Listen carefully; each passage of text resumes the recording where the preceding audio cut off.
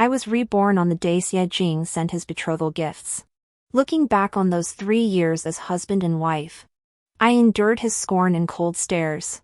Watched him take 3 concubines, while I languished in bed, dying without cure. I resolutely fled the marriage, seized his betrothal carriage, and raced to the border to find my elder brother. Unlike the neglect of my past life, Xie Jing arrived at my doorstep early, bearing even more lavish betrothal gifts to propose. Our glances met as we passed, each seeing the complex emotions in the other's eyes. We understood he, too, had been reborn. The prince's men arrived, bearing 18 full loads of betrothal gifts from Xingbu. Our young lady is still sleeping soundly. It's time to dress and receive visitors. Outside, a maid pushed open the door with a smile to help me prepare. I thought I had awakened from a winter's illness in the prince's mansion. Yet the scent of spring peach blossoms drifted into my bedroom. Before me hung gauze curtains and beaded drapes. On the table lay the pink agate bracelet Xie Jing had given me when we first met. Maidservants entered bearing jewelry, giggling as they discussed the grandeur of Xie Jing's betrothal gifts. This familiar scene felt like a lifetime ago. I frantically grasped the hand of the maid Shuier. How old am I now? The young lady has lost her mind. You just turned 17 last month. Where is my brother? Master only left a few days ago. Why are you thinking of him today? I realized I must have been reborn. That brother from days past was still alive. His army hadn't yet been betrayed by Shizhu, leading to the annihilation of 70,000 troops, including his own, forced indemnities and territorial concessions, and the emperor's wrathful execution of the incompetent Shen family commander and his entire household. And I hadn't yet become the despised princess consort to Xie Jing.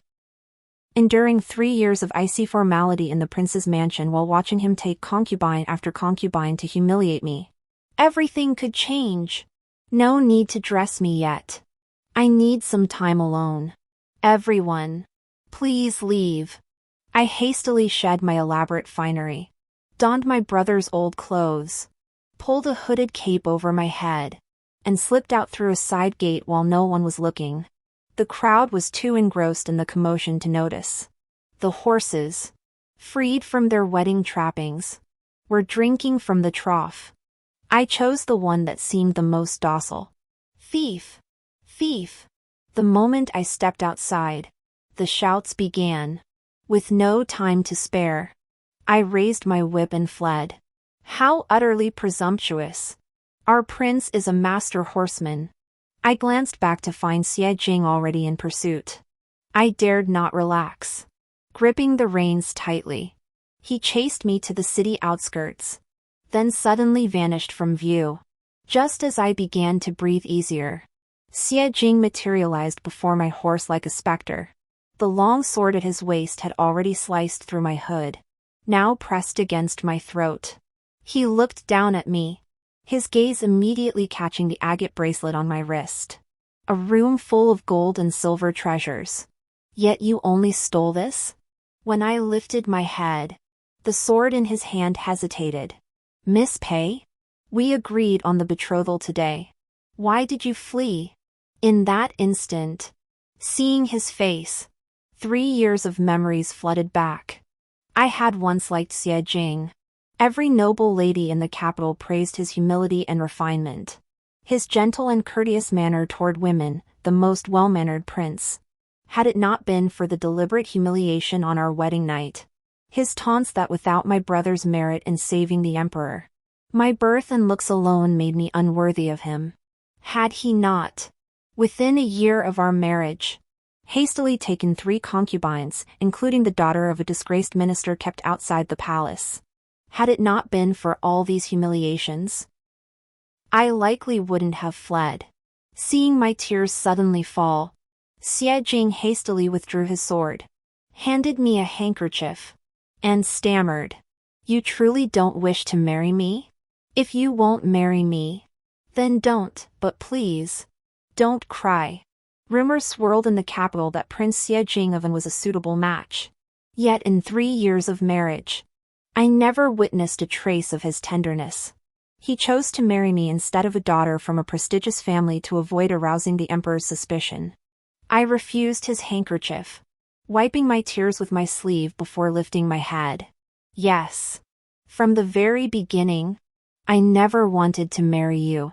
Something felt off, though I couldn't quite put my finger on it. I remembered how Xie Jing had dawdled until the auspicious hour had passed that afternoon before reluctantly entering my family's door. And the betrothal gifts hadn't been carried by 18 bearers as promised. I also remembered the look of disgust on Xie Jing's face on our wedding night when he saw my true appearance, a look that had cut me to the bone. But now, there was no disgust on his face. Only a hint of panic. After a long moment of hesitation, he finally spoke cautiously. Pay you. Have you reincarnated too? I froze, then quickly forced myself to sound calm. What do you mean? Reincarnated? This time, Xie Jing was the one who froze. I married Xie Jing when I was 17. Unlike an arranged marriage by my parents, this union was secured by my brother's life. At that time, my brother served as a guard beside General Shen. When assassins struck the emperor, he shielded his majesty from a blade. When his majesty asked what reward he desired, he replied that he had no parents above him, no wife or children below, and only wished for his younger sister to find a good home. Because I bear a scar on my face, left from a past rescue.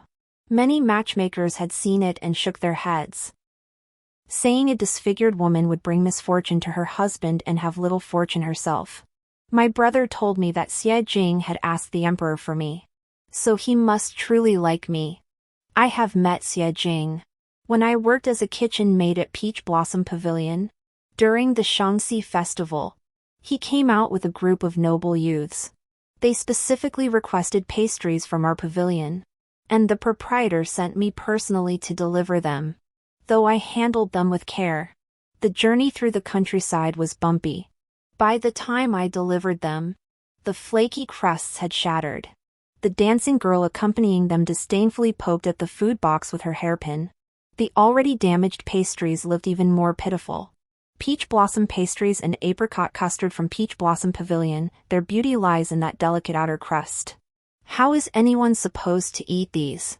Because the journey was rather long. She picked one up and tossed it before me. The pastry rolled across the ground, gathering dust. She casually wiped her hairpin. Then eat one for me to see? This steamer basket of pastries cost 10 taels of silver. I couldn't afford to compensate for it. I bent down to pick it up, about to take a bite, but a fan swatted it away. You actually ate it. It was Xie Jing. The warm Shaanxi breeze suddenly stirred, revealing his graceful, jade-like figure, making my cheeks flush instantly. He frowned, placing 10 taels of silver in my food box. Don't put her through this. They laughed, teasing Xie Jing for his tender care toward women. Even one as plain as me, he treats with such tenderness. So I was overjoyed to marry Xie Jing. But I didn't know that though he accepted the imperial decree, he never truly intended to marry me. It was merely to avoid disaster. It was only much later that I learned, when my elder brother pleaded for my marriage in the imperial court. The emperor's gaze had settled upon Xie Jing, a weight as heavy as 10,000 jun. The emperor seethed with jealousy over Xie Jing's noble birth and his father's favor.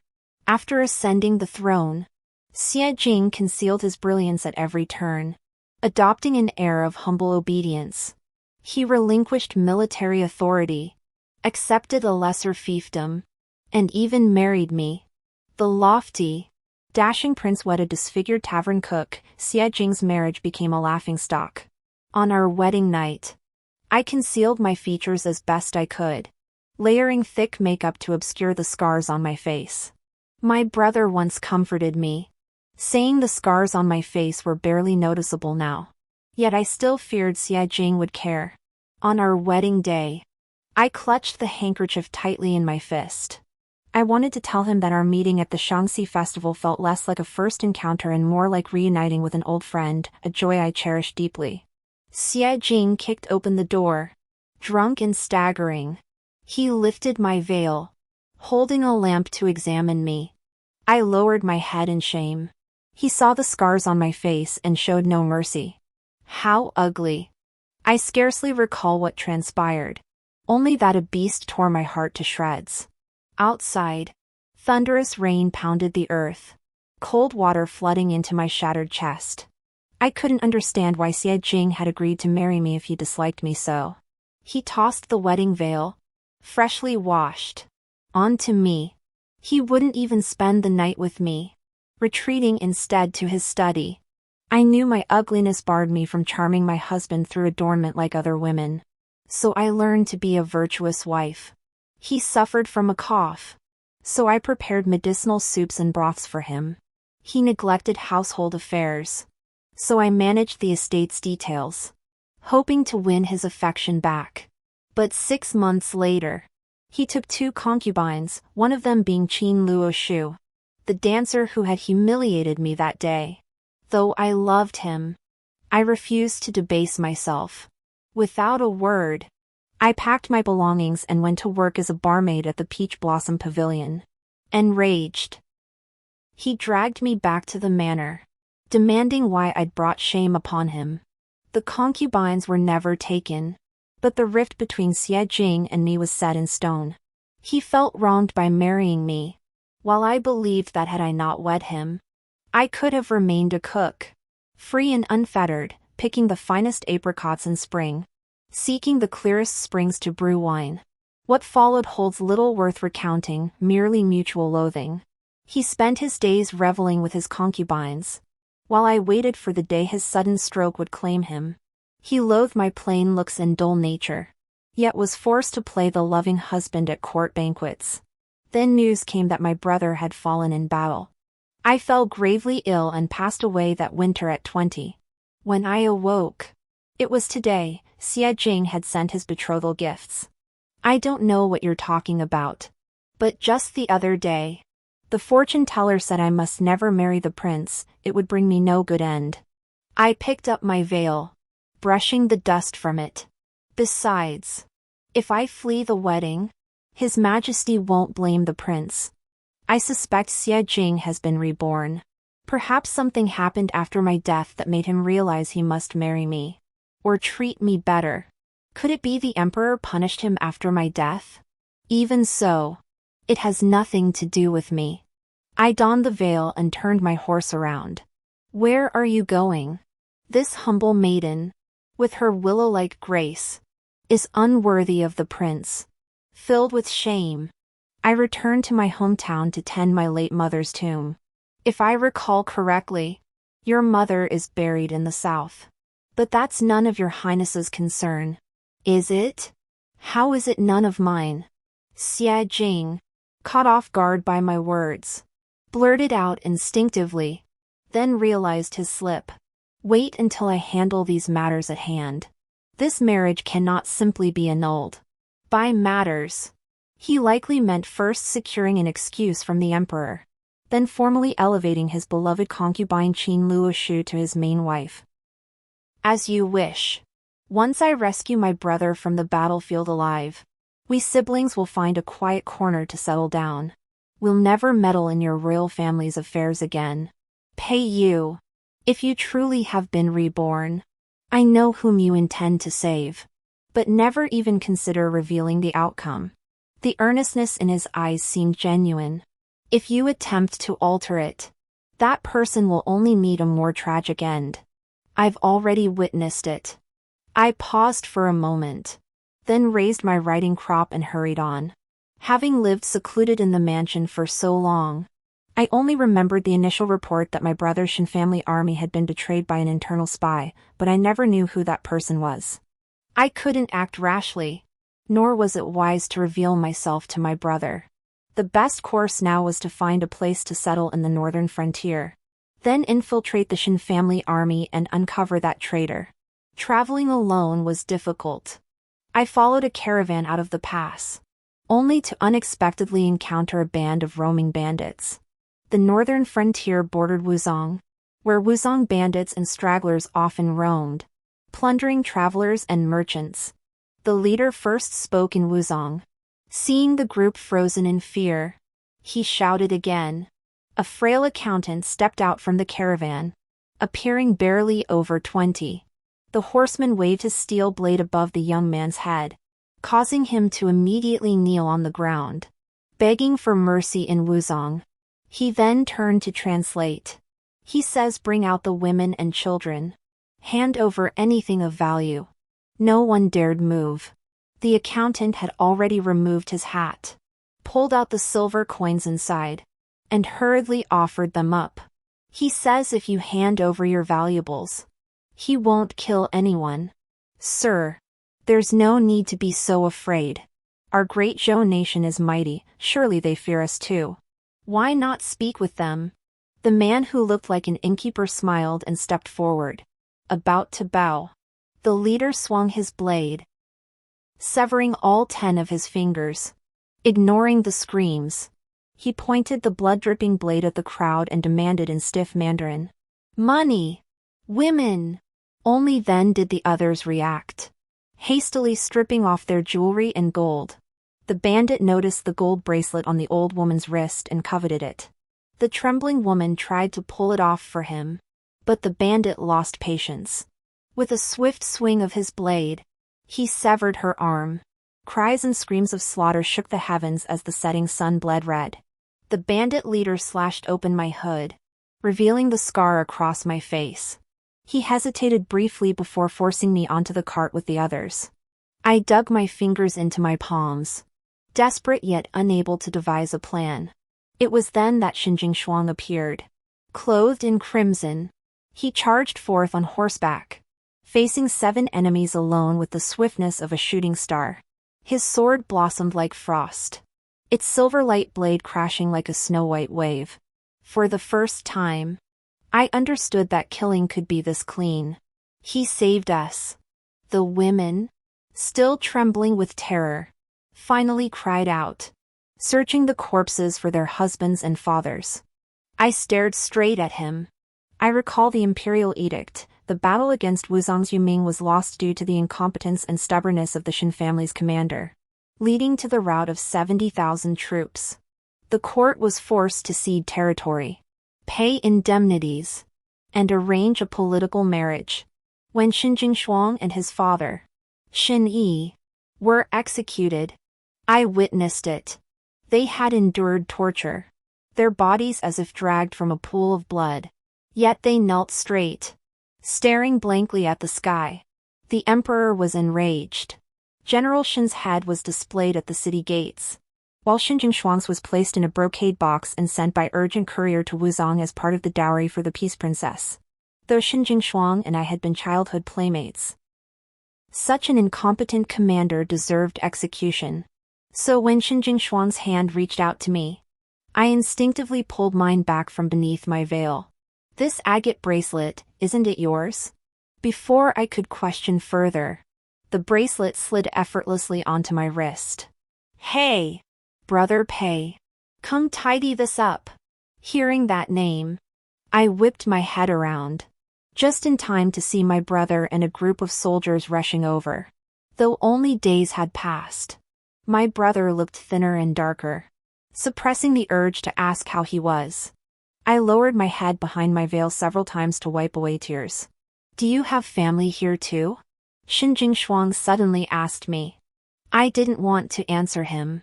"Young lady, the dead cannot be brought back to life.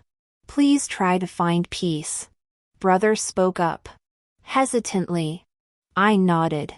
"She seems to dislike me?" Xinjing Shuang folded his arms, sizing me up from head to toe. How could I not remember offending anyone? I recall the last person I offended was your sister, Brother Pei. I forgot to tell you, my sister is already married. Don't tease her about it. Married? When did that happen? Prince Jing personally requested the emperor, saying he'd long admired my sister. He'll surely treat her well. No, brother. He doesn't treat me well. Not at all. How come I didn't know? Xinjing Shuang muttered to himself. Pei Yu really is inconsiderate. Soldiers escorted the women who'd survived the ordeal back home. Only the accountant and I were left with nowhere to go. I grabbed Xinjing Shuang's robe. Hey! Don't you hate me? He suddenly grinned maliciously. I won't let you stay unless you beg this young master and praise my swordplay just now. I beg you. I paused briefly. Then gritted my teeth. Superb swordsmanship. Hearing my voice, Xinjing Shuang froze. I thought he'd recognized me. But instead he curled his lip. So you're not mute after all. The accountant and I stayed behind. With nowhere else to go, he joined the new recruits. I claimed I could cook and joined the mess crew. The moment they dumped me in the kitchen, the head cook, Zhang, folded his arms and eyed me. Young Master Shin, keeping this girl here is fine. But she won't show her true face. Aren't you afraid she's a spy? That she'll poison the food and kill our brothers? My hand instinctively shielded my hooded face. I still need to find that spy. I can't let them recognize me. What's there to fear? Xinjing Shuang tapped my hood lightly. From now on, I'll taste her cooking first. Hey! Heard the news? Brother Pei's sister ran away from her wedding. His Majesty didn't blame her. But I hear Prince Jing is quite upset. As the others chattered, my hand trembled, splattering hot oil. Wouldn't marrying Prince Jing be wonderful? Once married, she'd surely get a bowl of sugar water every morning, maybe even white flour buns daily. Even though Brother Pei's sister was disfigured, I still think she couldn't have been prettier than little Firefly. The soldier named Dazhuang grinned as he handed over a bowl. Little Firefly. Another bowl. Please. I dared not use Peiyu's name. So I called myself Little Firefly. Thanks to my cooking skills, I rose from a lowly errand girl to become the head cook in the kitchen. Even Xinjing Shuang's father, as strict and demanding as he was, would give me a slightly kinder look after tasting my dishes. But when I first arrived at the logistics camp, I caused quite a stir. After all, there were no women in the Shin family's army. Especially a woman like me, who wore either a veil or a conical hat all day long. The army was full of mischievous young men who spent their free time discussing my peculiar habits. The finest taverns in Chang'an can't match the wine Little Firefly brews. Firefly's cooking is also unmatched. Missing is gentle. Though she wears a veil even in the heat, who knows if she's too ugly or too beautiful. Gradually, their curiosity grew unbearable. As I bent to wash vegetables, I'd glance up and spot two suspicious heads peering through the window. When I picked flowers for wine, I'd glance up and lock eyes with the gentleman perched in the tree. 2 months slipped by in the blink of an eye. The wager to lift Little Firefly's veil had climbed to 10 wild hairs. Finally, today, as they discussed Princess Jing, the conversation drifted to me. That afternoon, while gathering wild greens by the river, I bent down, only to have my conical hat knocked off by a sudden force. It rolled away with a clatter, too fast for me to retrieve. A youth lurking in the distance whistled sharply, barking orders. Zhao San, you go. See what missing looks like. That bookkeeper from the other day, so his name was Zhao San. He hesitated, unwilling to move, but was taunted by the others. You begged for mercy from the Wuzong people. If missing gets angry, just apologize to her. Exactly. Kneel down and say it again in Wuzong. Pfft. I can't stand such spineless cowards. No doubt he'd been ostracized ever since kneeling before the Wuzong people.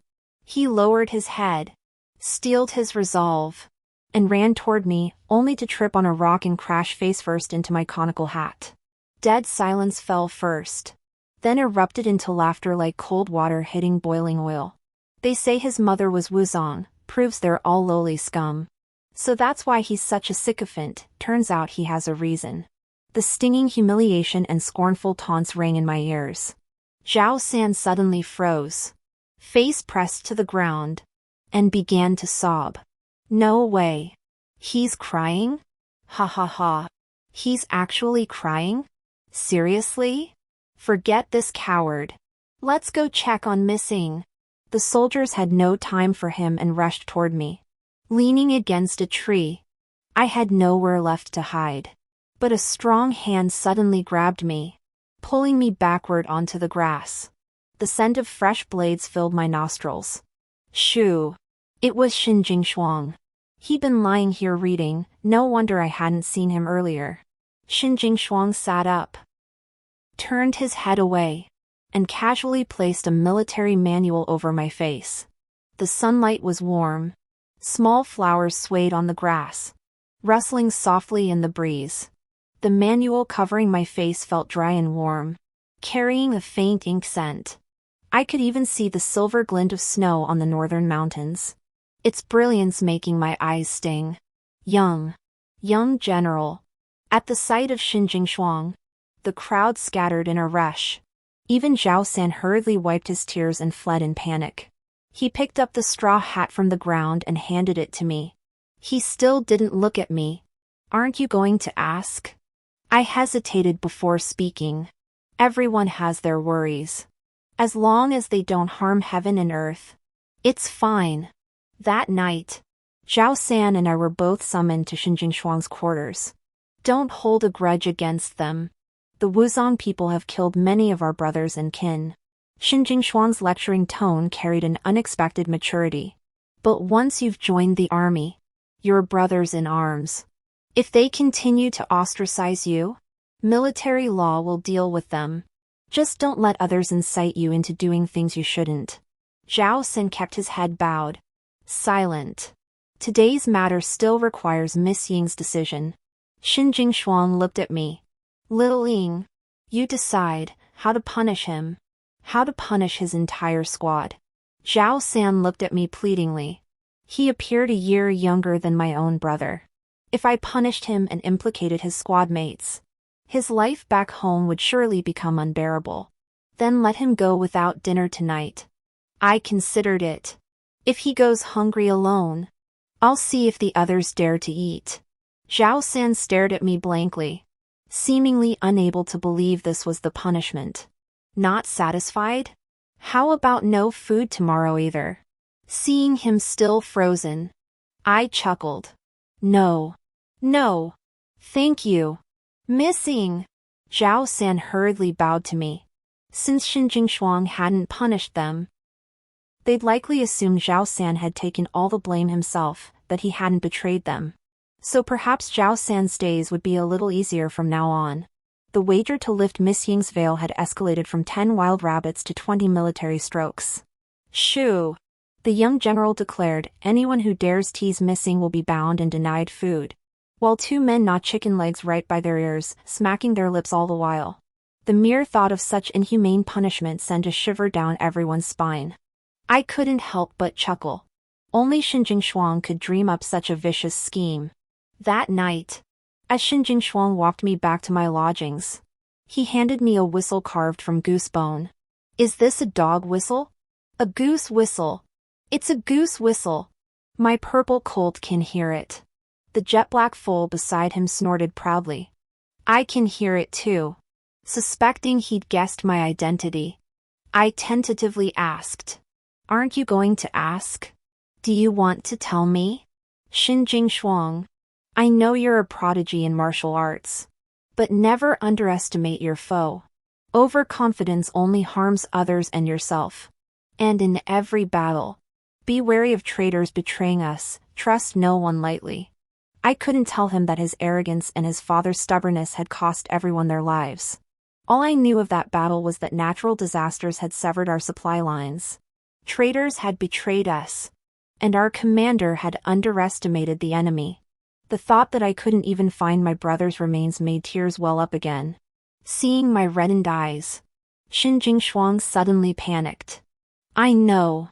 I won't do it again. Never again. Don't cry. Please. I swear. Okay? His frantic swearing did make him resemble a big-tailed wolf wagging its tail. I couldn't help but laugh. That's right. Girls should smile more often. Xin Jingshuang left. and I turned to close the door. Suddenly, a gust of wind extinguished the candlestick, leaving only the hazy moonlight within the room. A shadow encircled me, pressing me against the door. With effortless ease, he hooked the bone flute from around my neck. What's this? A token of affection? It's Xia Jing. His fingers were icy cold, and a droplet of dew clung to his sleeve, as if he'd traveled through the night. I truly believed you'd gone to guard your mother's tomb. It turns out you came here instead. Pei Yu. Tell me the truth, have you reincarnated too? I didn't know how to answer him. It's fine if you don't want to say. But Pei Yu, you cannot change the outcome. After my rebirth, I cleared the Qin Luoshu family of their wrongful accusations, sparing them from having their estate confiscated and their members imprisoned. This prevented Qin Luoshu from being sent to the imperial brothel. That time, they avoided confiscation, and the emperor even entrusted them with important responsibilities. Yet, the Qin family again angered the heavens by failing to properly manage disaster relief. In my previous life, the Qins faced confiscation and imprisonment. This time, the entire family was executed. All my changes merely altered the trajectory, still sliding toward the predetermined end. It seems he reincarnated even earlier than I did. Changing a single person's fate proves this difficult. How much more so for the Battle of Yueming, where we held none of the advantages, no favorable timing, terrain, or morale. Supply lines collapsed, leaving us without provisions. The Wuzong launched a surprise attack amid heavy snow, and the incompetent general brought ruin upon his soldiers.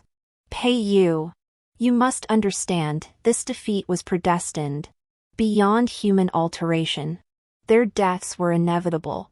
Seeing my cold expression, Xia Jing hurriedly reached for my hand. But our own destinies can be altered. We haven't endured those 3 years of misery yet, we can start anew. If it's truly as your highness says, that we grew to despise each other over those 3 years, then why marry me at all? Did your highness suddenly develop a taste for ugly women like me? I pulled away from his grasp. The unbearable memories of the past 3 years surged back into my mind. Back then, Xia Jing loathed me intensely. Yet I mistakenly believed he was merely accustomed to freedom and feared I would restrict him. Knowing he suffered from a cough, I emulated the virtuous wives I'd heard of, preparing various medicinal soups and delivering them to his study each evening. Perhaps my sincerity moved him. Half a month later, it was my birthday. Xia Jing had a tailor take my measurements for a new dress, specifically requesting a plain white gown. My heart swelled with joy, convinced Xia Jing had finally changed his mind. I tugged at the makeup artist's sleeve, pleading, "Please apply more powder. Could you cover the scars on my face as much as possible?" Full of anticipation, I pushed open that door, only to find him and a group of beauties laughing themselves silly. Look at her. Actually believing it. Doesn't she see she's not worthy? How utterly deluded. Qin Luoshu favored plain white, which accentuated her elegant nobility. Now, dressed identically to her, she was a celestial consort while I was a coarse, clumsy maid. She shot me a contemptuous glance. I stammered, tugging at my sleeve as I slowly lowered my head. Xia Jing, leaning drunkenly among a crowd of beauties, shot me a sidelong glance. Didn't you want to see an imitation of beauty? Sure?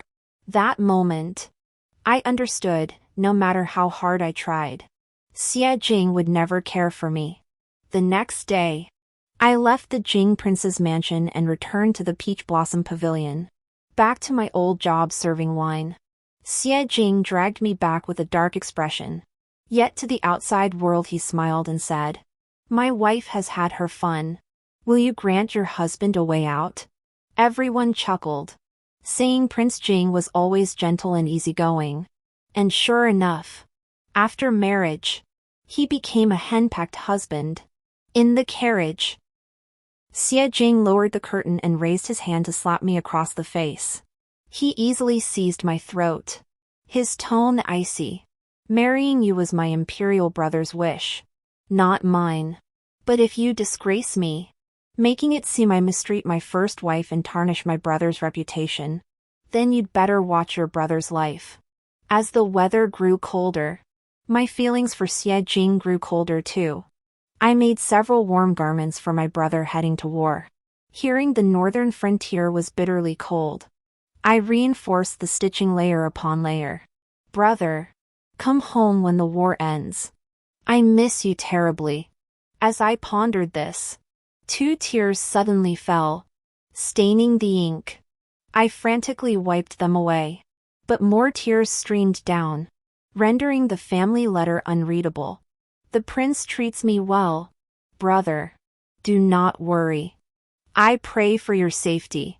Yet I never received a single reply from my brother.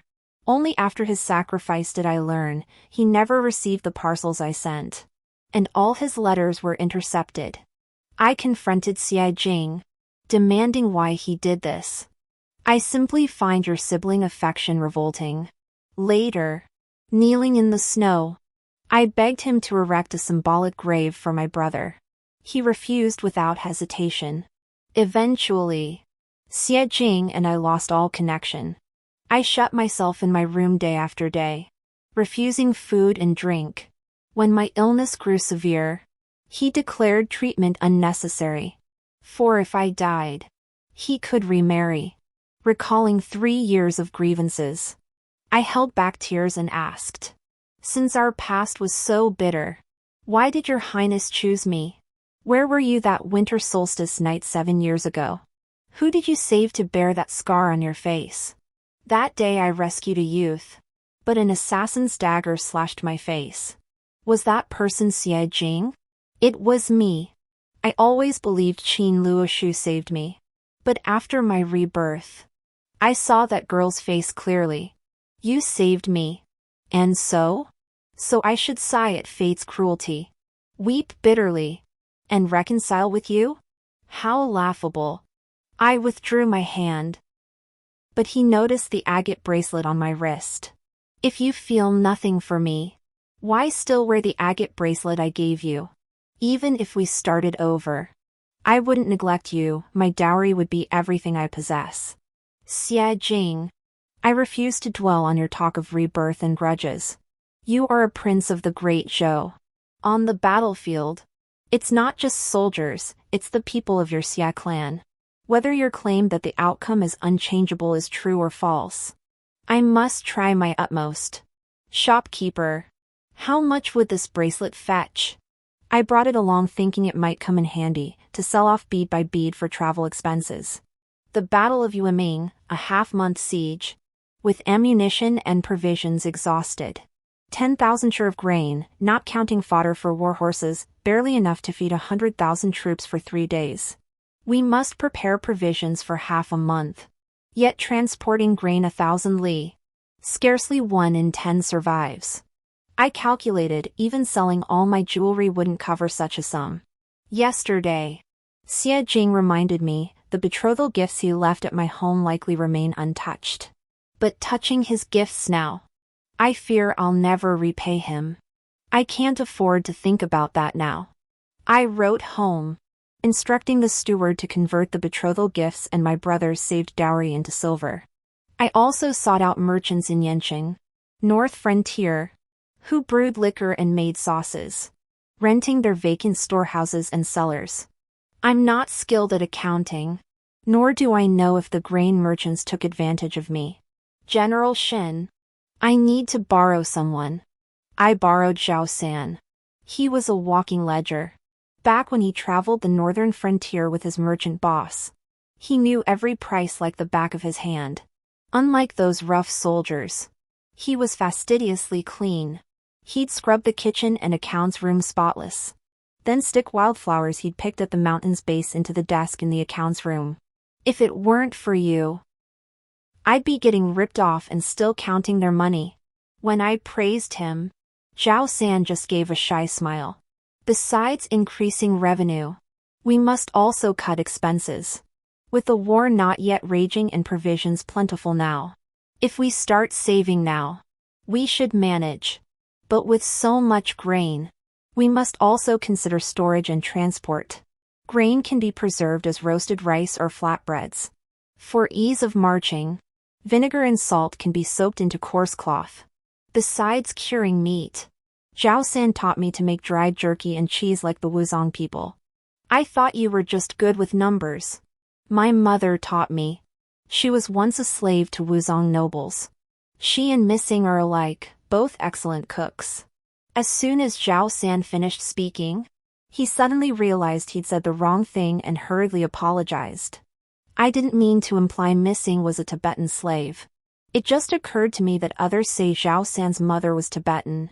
And because his father was Han, he was always marginalized. I hear Tibetan women are beautiful and skilled in song and dance. If I could be like your aunt, that would be wonderful. If one day Wuzong and the Great Zhou stop fighting, Zhao San, you must take me to meet your aunt. Wuzong's fried butter and milk cakes are simply divine, I just can't seem to make them right. Zhao San froze, his eyes suddenly reddening as he nodded. In the days that followed, the stone mills in the kitchen crew's workshop ground so intensely they sparked. I borrowed stone mills and black donkeys from several rice shop owners. Zhao San tentatively asked me several times if war was imminent. Whenever others inquired, Xinjing Shuang always claimed they were stockpiling grain to launch a decisive strike against Wuzong's stronghold and anoint the Wuzong king as a vassal of the Great Zhou. Young General Xin. Modesty.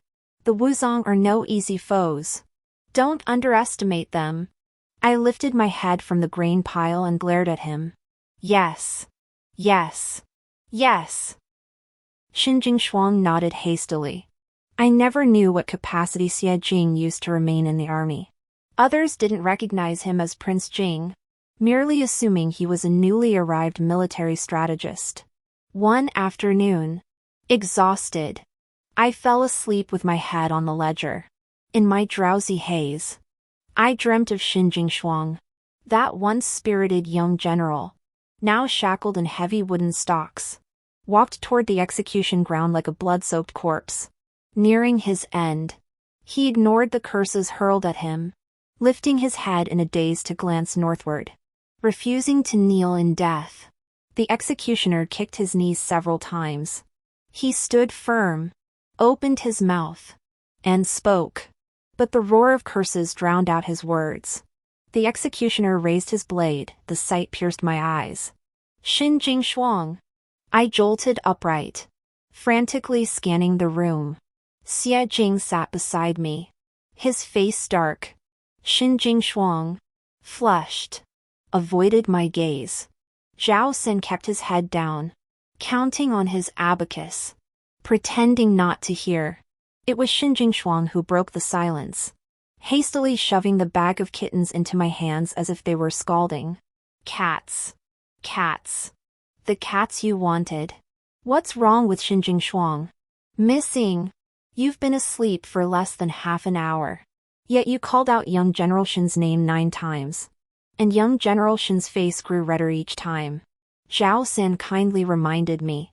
Is it too late to pretend I'm asleep now? Probably. Xie Jing watched me bury my head in the ledger with a complex expression. Doing all this, only to end up skipping stones, won't you lose everything in the end? I was too busy cradling the kittens Xinjing Shuang had brought to argue with him. Then I'll make the biggest, most beautiful splash possible. You're still the same as ever. Thinking of the past. Xie Jing suddenly smiled. Back then, I too thought I was doomed. But that little girl told the doctor, no matter how expensive the medicine, we must try it. Instead of talking about these impractical things, why not just give some money? I remember saving you back then. Hearing me mention the past, Xie Jing's face lit up with delight. I spent 3 taels of silver. Now, give me 20% profit. After 7 years, rounded up, 50 taels of silver. Xie Jing's smile froze. As we spoke, I scrambled to catch a tabby kitten darting across the floor. Looking up, I saw Xinjing Shuang with a little orange kitten perched on her head. Xinjing Shuang crouched down, obediently letting me take the orange kitten from his head. I smoothed the hair on his forehead, then turned to see Xie Jing's darkened face. You should go back early. I sighed. Don't you want to see me? You're just wasting food by staying here. The sky grew colder by the minute. Snow drifted in the northern frontier by October. And by November, the cold was so biting people could scarcely rise from their beds. For the 2 days leading up to the winter solstice, I rose early each morning to prepare dumplings for the festival. Come winter, with the land frozen solid, transportation grew more difficult. To facilitate trade between the military and civilians, the military markets often stayed open longer. The winter solstice was a major festival in the north. Zhao San couldn't stomach the north's strong liquor, so he raved about his hometown's Huiquan wine, claiming it was the finest tribute wine. Once this war ends, we'll have to treat Zhao San to a proper feast. They slung their arms around Zhao San's shoulders. All traces of their earlier discord vanished. While everyone bustled about in the commotion, I sat alone, feeling melancholy. Cat head girl, aren't you eating? Da Zhuang leaned over. Because of those Mauser kittens Xinjing Shuang gave us. The soldiers jokingly called me cat head girl. I shook my head. The closer that day came, the more my mood sank. Come on, drink. A drink will lift your spirits. They grinned, handing me a bowl of strong liquor. I tilted my head back and drank it down, leaning against the door as I watched my brother. He was a captain of 1,000 men. With his fair temperament and clear rewards and punishments, the soldiers under him respected him deeply. Hey, Missing seems to really like our brother Pei. Even when she's drunk, she keeps staring at him. I saw my brother and Xie Jing cough violently, as if they'd been choked. Brother Pei isn't married yet, maybe we should set them up. Too bad we don't know what Missing looks like. Don't joke about the girl. My brother gave the man a hard punch, then smiled apologetically at me. Missing. Don't mind him. Xinjing Shuang appeared just in time, lifting the curtain. He must have rushed over, frost still clinging to his lashes. Little Ying, I have something to show you. He pulled me out mysteriously. Guys, you've got it all wrong, that's the real match. He even gave his goose flute to Missing. Looks like we'll be celebrating a wedding soon. The teasing laughter behind us wouldn't stop. Zisa ran fast, hooves kicking up snow like scattered starlight, the wind whistling past our ears. We're here. The moon had risen, bathing the snowy wilderness in a glow like fireflies and dew. This was halfway up the mountain. We sat cross-legged on the ground, the moon before us so close it seemed it might fall. This perfect spot for moon-gazing, no one but me knew of it. Xinjing Shuang was quite pleased with himself. Pfft. I knew about it long ago. Back then, I was in the northern frontier with my brother. Xinjing Shuang would often drag my brother around, insisting on dueling him. I clung to my brother's legs, refusing to let Xinjing Shuang have him, and shoved him hard. Xinjing Shuang knocked out a tooth and ran here crying. When his father found him, he was weeping bitterly, saying he'd never find a wife without his tooth. Fine. I'll marry you then. What's there to cry about? I scoffed, utterly disdainful of the tearful Xinjing Shuang. Those were mere childish taunts, taken by no one seriously. Besides, the world changes. I never returned to the north, and he never set foot in the capital. Later, our paths never crossed again. Our story ended only with one of us dying. Hey, little firefly, Xinjing Shuang asked casually, then turned away as if to hide something. I saw his ears were bright red, probably from the cold while riding earlier. 2 eyes, 1 nose, 1 mouth. For every word I spoke, Xinjing Shuang drew a few strokes in the snow. He curled his lip. Everyone looks like this. What's so special? Then what kind of girl do you like? He suddenly mimicked me, drawing carefully in the snow, stroke by stroke.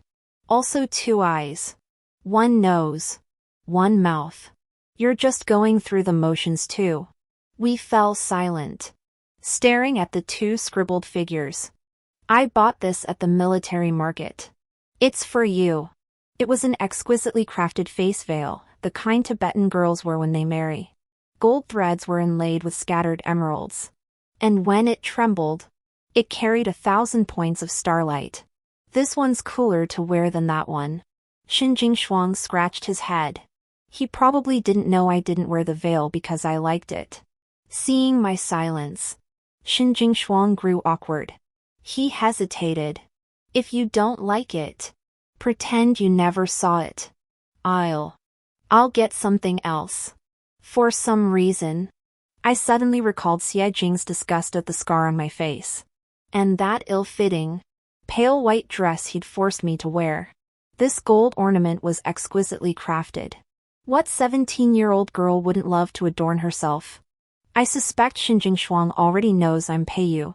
But when we parted ways that year, I was only 9. And this scar wasn't on my face yet. Perhaps seeing the scar on my face would make Xinjing Shuang treat me differently now. He might despise me like Xie Jing did, or feel embarrassed about the feelings he once showed. Compared to gaining something only to lose it, I'd rather never have had it at all. I lowered my head and loosened my veil. Xinjing Shuang hastily covered his eyes and turned away. I gently tugged at his sleeve.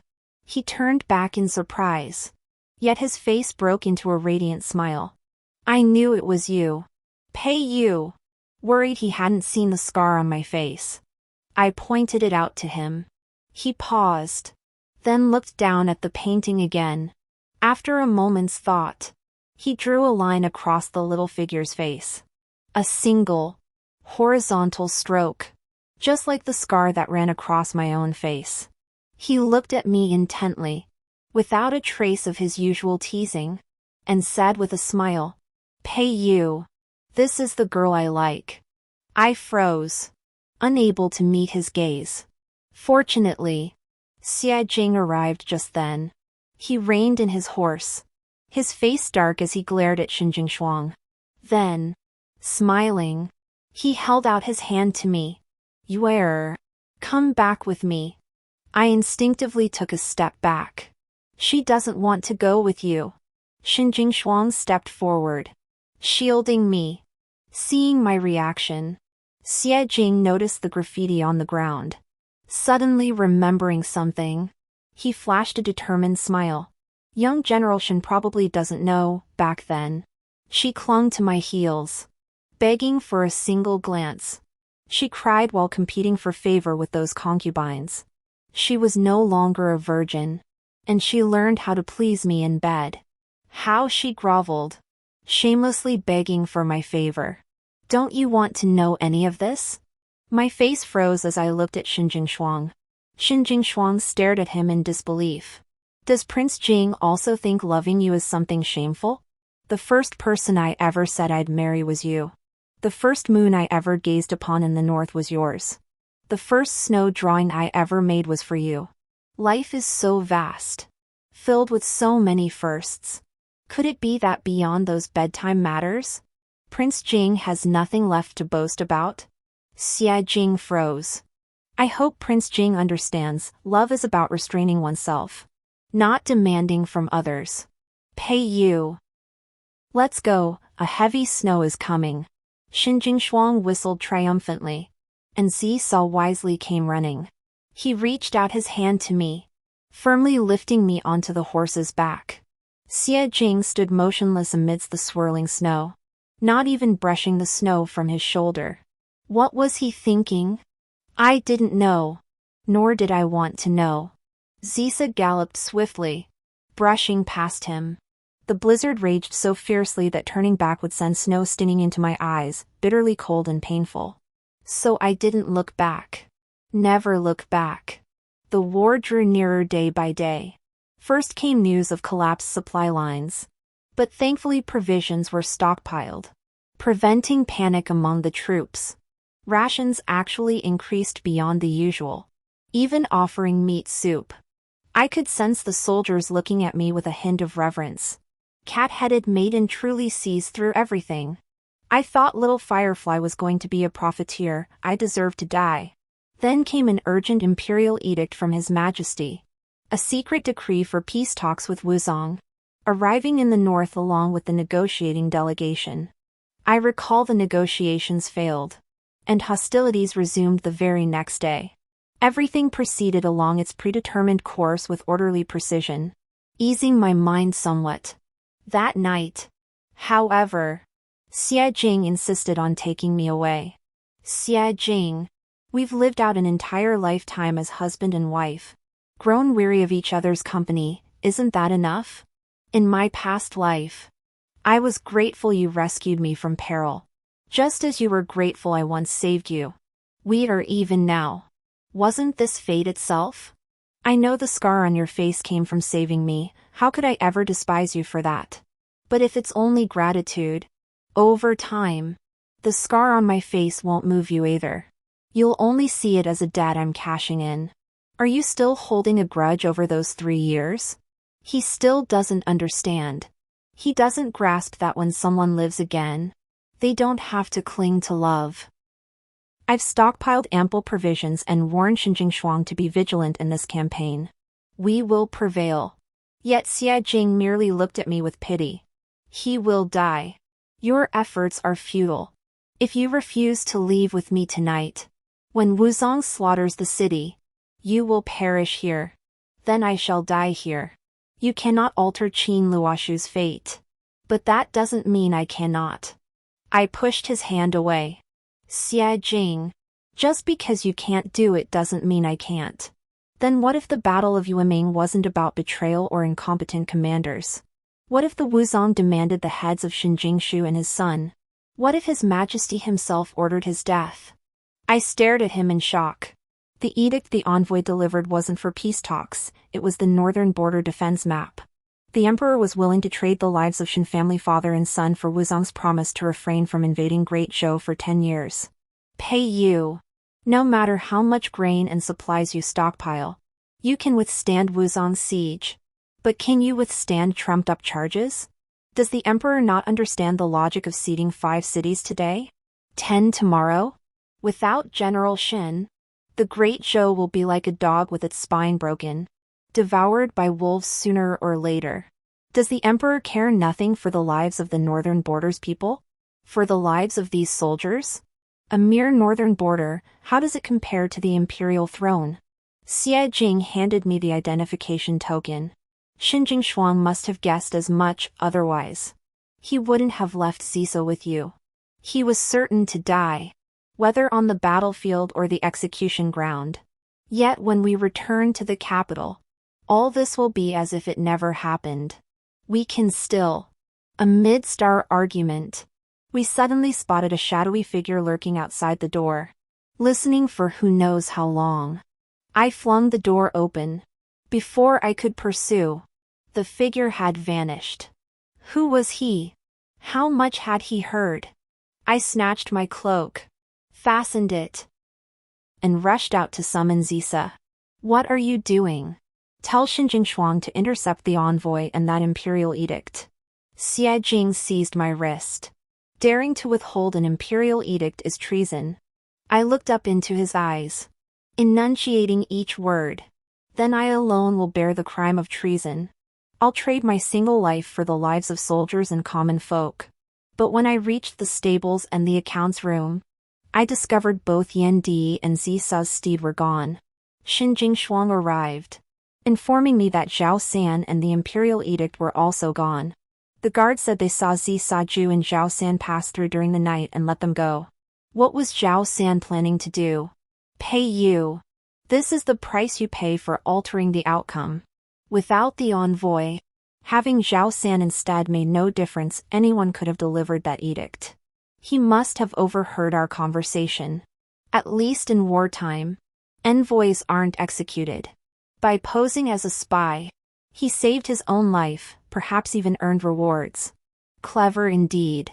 Since heaven granted us another chance at life. Pay you. You should learn from him and be wise. Come with me.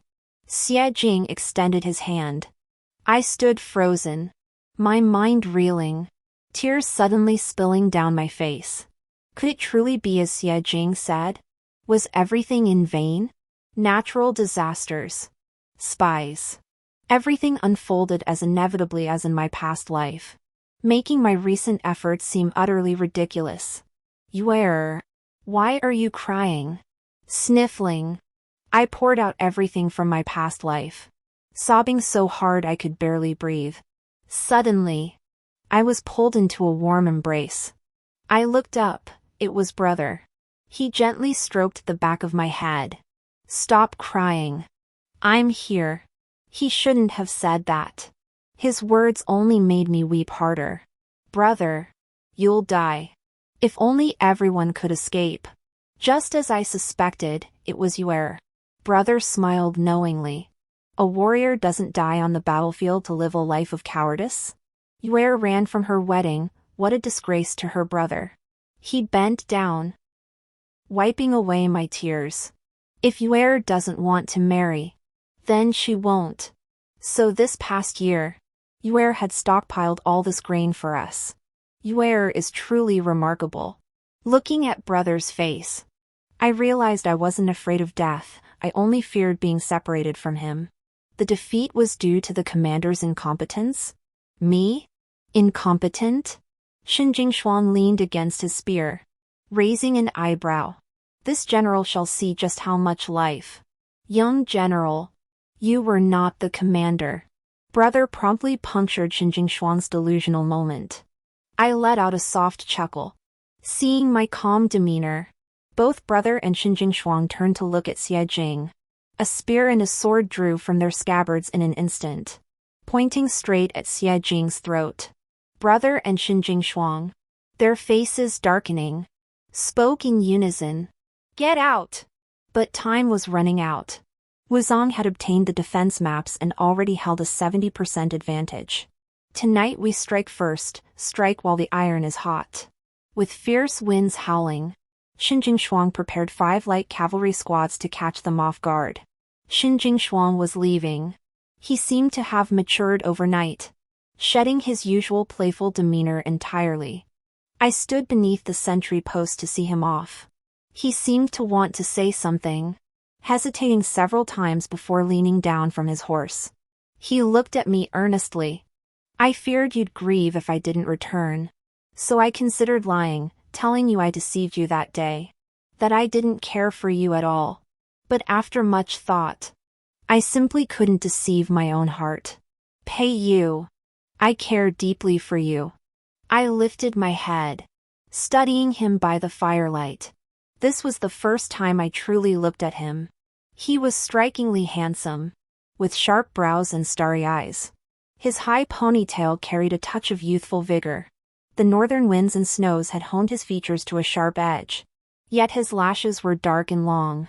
When he lowered his head, they resembled slender black butterflies perched there, their wings casting shadows across his face. And me? What was I to him? Liking? Pity? Gratitude? Lately, I've been too busy to truly examine my own heart. All right. Don't force yourself. I can wait until you're clear. Don't agree just to pity me. Encourage me. Or because the moment feels right. I'm leaving now. If I'm lucky enough to return alive. And if you like me too. I want to see you wearing your most beautiful dress, waiting for me beneath the city gates. Though in my eyes, you look beautiful in anything. Xin Jingshuang is gone. In a daze, I helped the army doctor boil water and prepare medicine. Whatever others said to me, I couldn't hear a word. Missing? You have a fever? The doctor kept touching my forehead, puzzled. No cough. No shortness of breath. How could I have a fever? No one knew that at that moment. My heart trembled with the flickering firelight. Each tremor for him By the third watch, when faint streaks of dawn began to show outside, scouts reported young General Shen had succeeded. He'd burned their provisions, shattering their morale. Deserters would be executed on the spot. Those wounded by blades would be treated as deserters and executed. Blades must draw blood. Men must bear wounds. Disobedience would be punished by death. The order was given, and the army crossed the border. The smoke from the medicinal decoction wafted away before my eyes. In my heart, I silently prayed to all the gods to protect them and bring them back safely. I thought the waiting would be unbearable. But when I was busy, I didn't notice the passage of time. Bandaging the wounded, stopping the bleeding, brewing medicinal decoctions, washing clothes. By the time I realized time had passed, news of victory had already arrived. Victory was announced, but no word of Xin Jingshuang. They said the enemy's deputy general led a pursuit. Xin Jingshuang, seemingly overconfident, had led his men to flank the enemy. After that, no one saw him again. The teacup in my hand suddenly fell to the ground, shattering into pieces. Missing? I'm fine. I crouched on the floor, picking up the shards piece by piece, oblivious to the blood and tears dripping down. Celebratory lanterns lit the way from the northern frontier all the way to the capital. People prepared fireworks. General Shen and my brother, unwilling to dampen the mood, tried their best not to show a single trace of worry for Xin Jingshuang. Child, go watch the fireworks with them. It's fine. I wiped the sweat from my forehead and forced a smile. I'm busy, which is good, so many wounded to tend to. Keeping busy keeps the pain at bay. If you go to the capital to report, I hope you'll be careful. A sovereign who betrays his soldiers for glory is no longer worthy of their loyalty. I fear it will be a trap. I know what troubles you, child. Rest assured. General Shen added. Zhao San stole that imperial edict and took it to Wuzong. Yet from our skirmishes with them, they seem unaware of our defenses. It's truly strange. Lost in thought, joyful news arrived from outside. General, young General Shen has returned. Who? Xin Jingshuang is back? I rushed outside. Fireworks happened to be set off, illuminating the snow-covered ground. Beyond the fireworks and snow, the reunion held no romance. I was covered in blood, not even having time to change my clothes. He wore the uniform of a Wuzong soldier, his handsome face a mess of exhaustion. Yet the howling wind and dazzling fireworks, I heard none of it. Saw none of it. I stood still, staring at the man before me. The world fell silent in an instant. Even my heartbeat drowned out the sound of snow falling beside my ear. I got lost. Zhao San took Zisa away. I just got lost. I didn't disobey you. I didn't act recklessly or underestimate the enemy. I heard the sound of my own tears falling. Before he could explain further, I threw my arms around him the next second. Xin Jingshuang froze, then pulled me tightly to him. I'm back. Don't worry. But I'm not wearing a pretty dress. You're already beautiful. After an unknown length of time, I finally realized something and blushed. Pulling away, the onlookers turned their heads in unspoken agreement, nodding at the pitch-black sky in admiration. These fireworks are truly beautiful. Yes. The moon is lovely too. Brother and General Shen exchanged distant glances, smiling and nodding. Besides Seesaw, Xin Jingshuang also brought a letter written by Zhao San. Xin Jingshuang said that when Seesaw found him, that letter was tied around Seesaw's neck. The handwriting was hasty, the blood-stained characters obscure, barely legible. Zhao San didn't say where he was going or why. The letter contained only a few sparse lines. Zhao can resent Xia Yan's incompetence and lack of loyalty, and General Shen's unfair rewards and punishments. Therefore, he stole the imperial edict to vent his private grievances.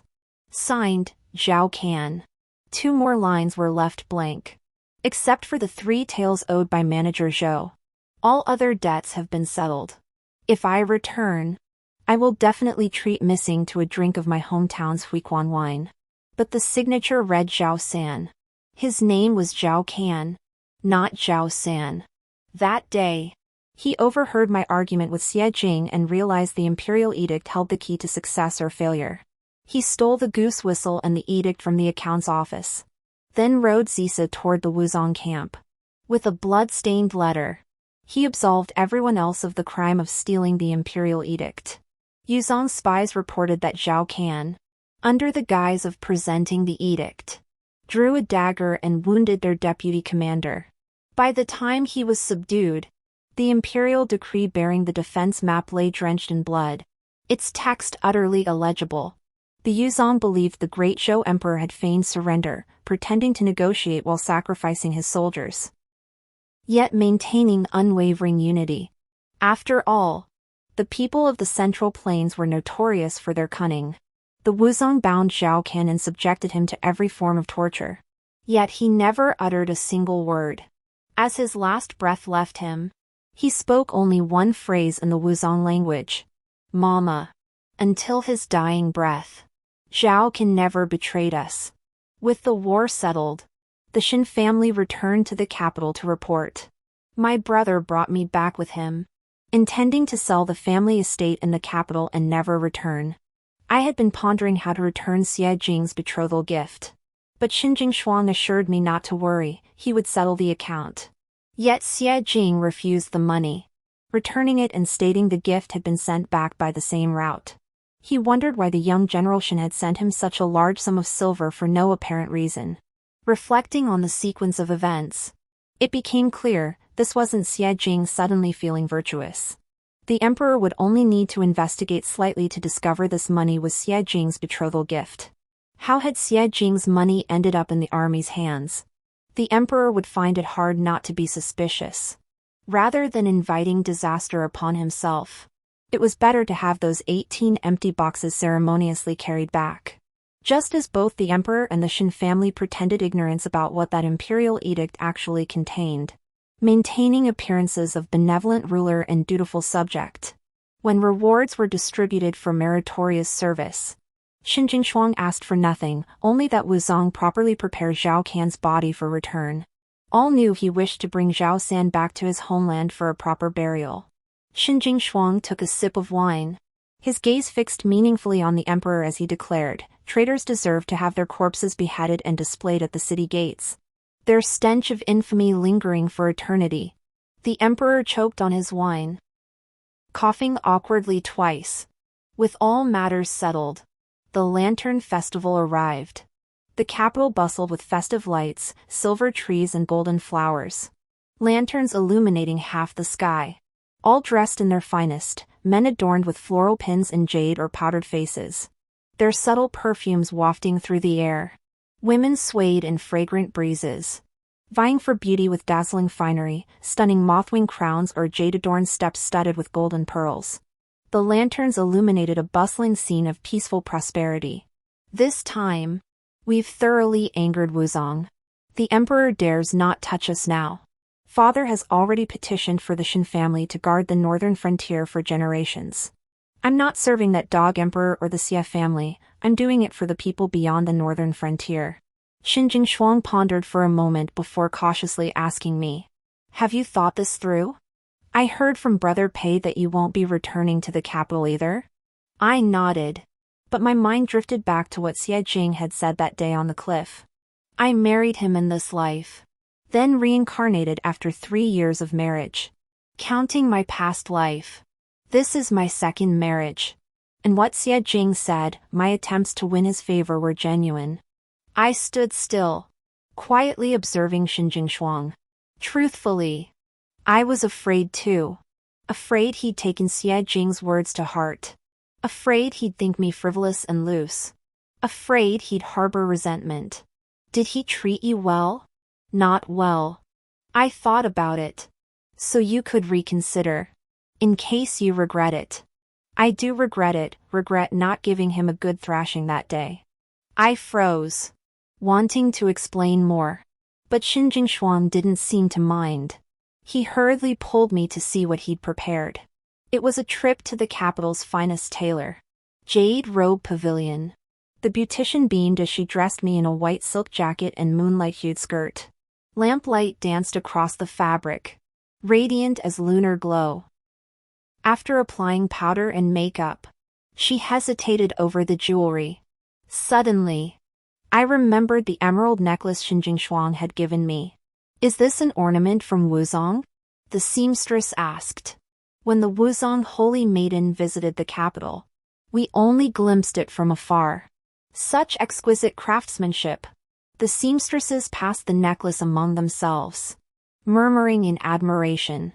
The chain concealed the scar that ran across my face. I stared blankly at my reflection in the mirror. The delicate bead chain caught every flicker of light with each smile and frown, making the reflection radiant and captivating, whether smiling or pouting. In that moon-white gown, you truly resemble a lily adorned with dewdrops.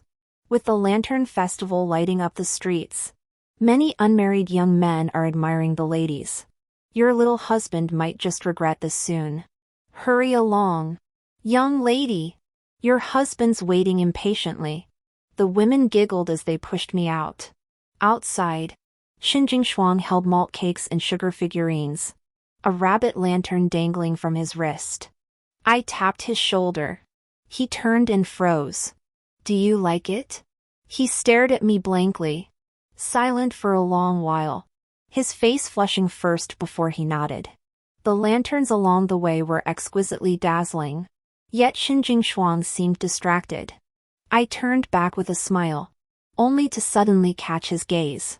He jerked his head away as if electrocuted, hastily pointing at a plain lantern. "Look at that lantern, it's beautiful." "Ah, that's just a shop sign. It's not particularly beautiful." Perhaps because Xinjingshuang's rabbit lantern was so exquisitely crafted, many young gentlemen gathered around to ask where it was purchased. I couldn't understand. It was just a common rabbit lantern sold by the roadside for 10 cash coins. From inquiring about the rabbit lantern, they moved on to asking whose daughter I was and whether I was already betrothed. The more people asked, the darker Xinjingshuang's expression grew. The rabbit lantern's ears weren't glued on securely and rolled away. I hurried to pick them up, but someone else beat me to it and handed them back. "Thank you, young master." Our eyes met, and we both froze. It was an old acquaintance, Xie Jing. His eyes widened in astonishment, as if unable to believe it was me. "Your Peiyu?" Startled, Xinjingshuang abandoned the rabbit lantern, shoving it into Xie Jing's hands and snarling, "You're getting off easy." Taking advantage of Xie Jing's momentary daze, Xinjingshuang hurriedly pulled me across the bridge. Once they were alone, he finally relaxed slightly, sitting down on the grass with a sigh of frustration. "I shouldn't have given you this. I thought you liked wearing it back then." "So the master only left a few days ago. Why are you already talking about him today?" "But tomorrow." "No. Tonight. He's returning to the north and won't be coming back. It's not that I'm jealous. It's just, I can't stand looking at him." Xie Jing. I can't stand looking at anyone from the Xie family. The more he spoke, the more obvious his jealousy became. "I find the scar on my face truly hideous." He suddenly leaned close to my ear, nervously grasping my hand, his gaze growing cautious. "My body bears far more scars than yours. Would you despise me?" For some reason, though he was bundled up tightly, not an inch exposed below his Adam's apple, a sudden flush spread across my cheeks. I leaned close to his ear and whispered with a smile, "I was going to tease you, saying I'd reluctantly accept you. But when it comes to liking you, I simply can't lie to my own heart." Now, the bright moon hung high in the sky. The late plum blossoms by the lake bloomed beautifully, yet they couldn't resist the whispering spring breeze, scattering a carpet of fragrant snow. Petals drifted into the water, Yet one or two brushed my lips, sending ripples across the surface. Distant fireworks blazed brilliantly, the world bustling with festive noise. But in this quiet corner, a perfectly round moon cast its light, favoring those gathered in reunion. The end.